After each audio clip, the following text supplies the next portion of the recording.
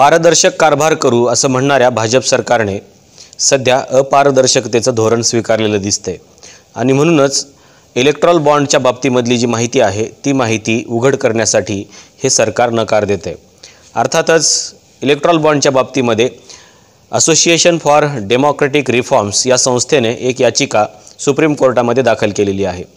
या याचिकेमध्ये त्यांनी असं म्हटलेलं आहे की जे इलेक्ट्रॉल बॉन्ड राजकीय पक्षांकडे येतात त्या इलेक्ट्रॉल बॉन्डची माहिती ही जनतेसाठी उघड करण्यात यावी, अशा प्रकारची मागणी त्यांनी सुप्रीम कोर्टाकडे केलेली आहे।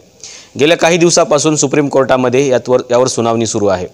मागच्या 26 दिवसापूर्वी सुप्रीम कोर्टाने SBIला असे आदेश दिले होते की ही जी माहिती आहे ही माहिती सार्वजनिक करण्यात यावी किंवा ती माहिती सुप्रीम कोर्टाला सादर करण्यात यावी, परंतु SBIने मागच्या 26 दिवसामध्ये ही माहिती सुप्रीम कोर्टालाही सादर केलेली नाही किंवा सार्वजनिकही केलेली नाही। आता पुन्हा एकदा आज याच्यावरती सुनावणी सुरू होती आणि सुनावणी सुरू असताना SBIच्या वतीने जे ॲडव्होकेट होते हरीश साळवे यांनी 30 जूनपर्यंतची मुदत सुप्रीम कोर्टाला मागितली होती। अर्थातच 30 जून येईपर्यंत कदाचित भारतातल्या लोकसभेच्या निवडणुका देखील संपू शकतात आणि मग त्यानंतर माहिती मिळवून काय करायचं आहे असाही प्रश्न आहे। आणि म्हणून सुप्रीम कोर्टाच्या 5 जजच्या बेंचने असे आदेश दिलेले आहेत की उद्या 5 वाजेपर्यंत SBIने ही सगळी माहिती जी आहे ही माहिती सादर करायची आहे आणि येणाऱ्या 15 तारखेपर्यंत अर्थातच निवडणुका जाहीर होण्याच्या अगोदर ही माहिती इलेक्शन कमिशनने त्यांच्या वेबसाईटवरती अपलोड करायची आहे जनतेसाठी। आता ही माहिती का लपवली जाते तर याच्या पाठीमागे खूप मोठा बिझनेस असल्याचं आपल्या लक्षात येऊ शकतं। हे जे काही इलेक्ट्रॉल बॉन्ड आहेत हे इलेक्ट्रॉल बॉन्ड नेमकं कोण देतं याची माहिती नाही आहे, पण हे इलेक्ट्रॉल बॉन्ड राजकीय पक्षाला दिले जातात।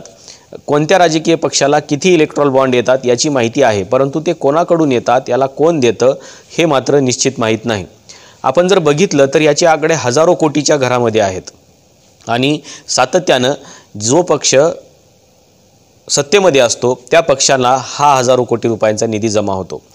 ADRच्या अहवालानुसार अर्थातच असोसिएशन फॉर डेमोक्रेटिक रिफॉर्म्स या संस्थेने केलेल्या संशोधनानुसार आणि त्यांनी तयार केलेल्या अहवालानुसार भारतामध्ये सध्या भारतीय जनता पक्षाला सगळ्यात जास्त इलेक्ट्रॉल बॉन्ड मिळाल्याचं त्यांनी या अहवालामध्ये म्हटलेलं आहे। आपण जर बघितलं तर मागच्या 3 वर्षामध्ये सगळ्यात जास्त इलेक्ट्रॉल बॉन्ड हे भारतीय जनता पक्षाला मिळालेले आहेत।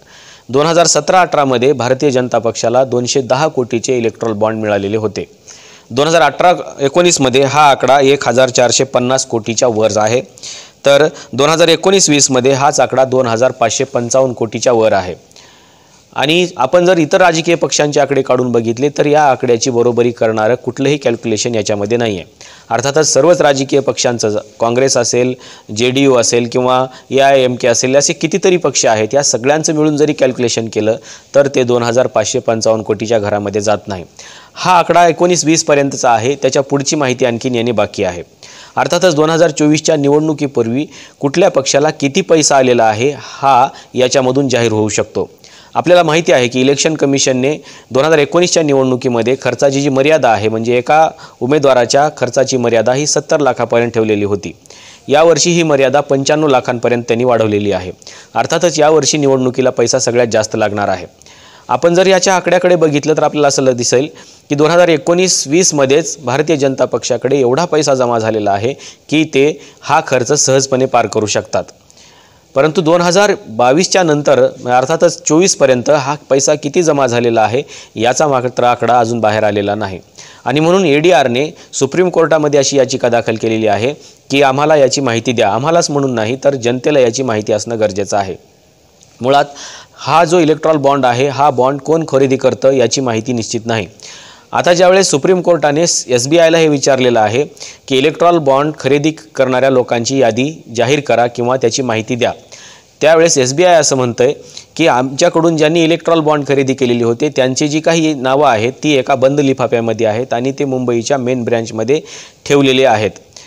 पण सुप्रीम कोर्ट असं म्हणतं की तुमच्याकडे जर ही माहिती मुंबईच्या एका ब्रँचमध्ये ठेवलेली आहे तर तुम्हाला ते पॉकेट उघडून ती माहिती जनतेला द्यायला काय हरकत आहे, परंतु ही जर माहिती बाहेर आली तर कोणत्या बिझनेसमॅनने किती पैसा कोणत्या राजकीय पक्षाला दिलेला आहे हे उघड होऊ शकतं।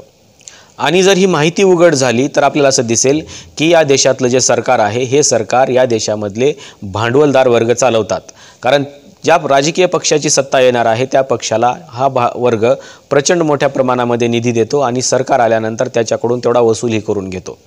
आणि म्हणून हा जो पैसा आहे हा पैसा निवडणुकीला लावायचा, अर्थातच तो सट्ट्यामध्ये लावल्यासारखा प्रकार आहे। तो सट्ट्यावरती लावायचा आणि त्याचे पैसे दुप्पट करून पुन्हा सरकारकडून घ्यायचे, असा हा काहीतरी प्रकार आहे। आणि म्हणूनच कोणतेही बिझनेसमॅन आपलं नाव पुढे येऊ नये याची काळजी घेत आहेत आणि याचाच दबाव सध्या सरकारवरतीही आहे आणि SBI वरती आहे। आणि म्हणून या दबावापोटी SBI ही माहिती द्यायला नकार देते आहे। कारण जर BJP सरकारला 2555 कोटी रुपये जर एखाद्या बिझनेसमॅन व्यक्तीकडून येत असतील तर अर्थातच हे सगळे पैसे तो येणाऱ्या काळामध्ये किंवा जर BJPचं सरकार 2024 मध्ये आलं तर त्याच्याकडून पुन्हा याचं दुप्पट करून घेणार आहे। आणि म्हणून हा पैसा काही फुकट लावलेला नाही आहे, हा पैसा कुठल्या तरी बिझनेस माइंडनं लावलेला पैसा आहे आणि तो आपल्याला दुप्पट होऊन परत मिळावा यासाठी लावलेला हा पैसा आहे। आणि आपण एकीकडे लोकशाहीचं नाव घेतो, आपण लोकशाहीमध्ये राहतो असं म्हणतो, पण दुसरीकडे हा भांडवलदार वर्ग या निवडणुकांना पैसा लावतो आणि सरकार आपल्या हिताचं कसं येईल याचा विचार करतो। आणि म्हणून सरकार जर आपल्या हिताचं आलं तर आपला बिझनेस प्रचंड मोठ्या प्रमाणामध्ये वाढू शकतो, यासाठी हा जो भांडवलदार वर्ग आहे हा भांडवलदार वर्ग याच्यासाठी प्रयत्न करत असतो। आणि म्हणून इलेक्ट्रॉल बॉन्डच्या बाबतीमध्ये जी काही माहिती आहे ही लपवण्याचं कारणच हे आहे की BJPचं जरी सरकार असलं तरी त्याच्या पाठीमागं त्याला चालवणारे कोण भांडवलदार आहेत हे उघड होऊ शकतं। आणि म्हणून कोणते भांडवलदार वर्ग कोणत्या विचारधारेला पाठिंबा देतात, कोणत्या सरकारला पाठिंबा देतात किंवा कोणत्या पक्षाला पाठिंबा देतात हे उघड होईल। आणि म्हणून भांडवलदारांचं सरकार जे आहे हे भांडवलदारांचं सरकार हे येणारी जी काही लोकशाही आहे ही लोकशाही चालवतं असं दिसायला लागतं। लोकशाहीमध्ये सरकार कोणाचं असतं तर अब्राहम लिंकननं सांगितलेलं आहे की लोकांचं सरकार असतं, लोकांसाठी असतं आणि ते लोकांसाठी काम करत असतं। आणि म्हणून लोकांनी लोकांसाठी लोकांकडून चालवली जी शासन पद्धती आहे ही शासन पद्धती भारतामध्ये राहिलेली नाही हे याच्यावरून दिसून येऊ शकतं।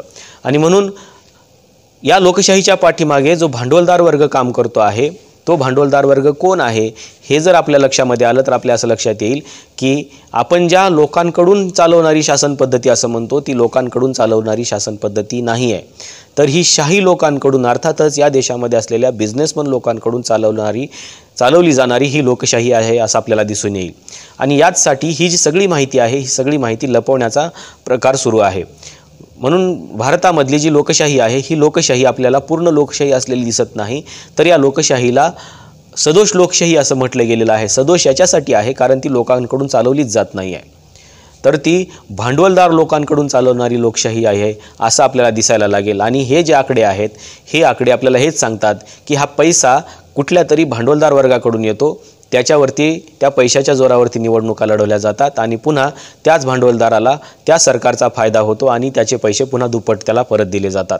आणि म्हणून हे जी काही सरकार व्यवस्था आहे ही व्यवस्था लोकांची नाही आणि लोकांसाठीही नाही आणि लोकांकडून चालवणारी देखील नाही आहे, तर ही जी व्यवस्था आहे ही जी लोकशाही नावापुरती राहिलेली आहे ही लोकशाही भांडवलदारांकडून भांडवलदारांच्या हितासाठी आणि भांडवलदारांनी मिळून चालवलेली ही लोकशाही आहे असं आपल्याला दिसेल।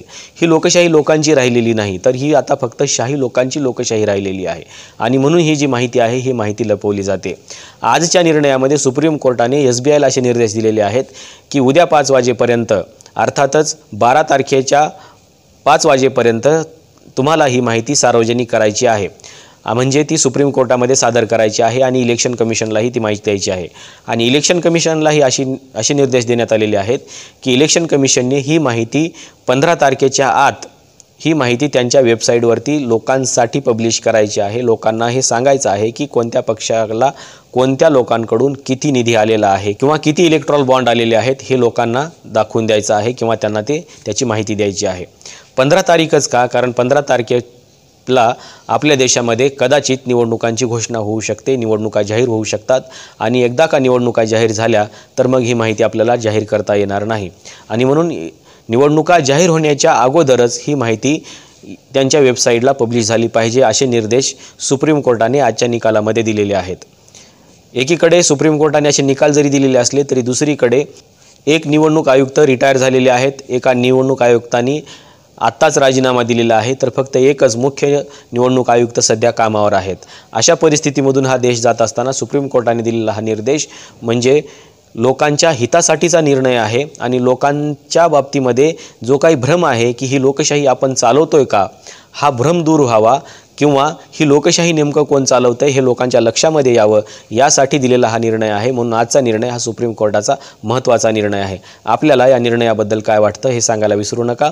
आणि खरं तर आपण सगळ्यांनी ADRचं अभिनंदन केलं पाहिजे की या संस्थेने इतकं मोठं धाडस करून ही माहिती सगळ्यांच्या समोर आणण्यासाठी प्रयत्न केलेले आहेत आणि त्यांनी या माहितीच्यासाठी सुप्रीम कोर्टामध्ये देखील ते गेलेले आहेत. म्हणून या संस्थेचं देखील अभिनंदन केलं पाहिजे. आपल्याला सुप्रीम कोर्टाच्या या निकालाबद्दल आणि ADR या संस्थेबद्दल नेमकं काय वाटतं हे सांगायला विसरू नका. आजच्या व्हिडिओमध्ये इथंच थांबूया. धन्यवाद.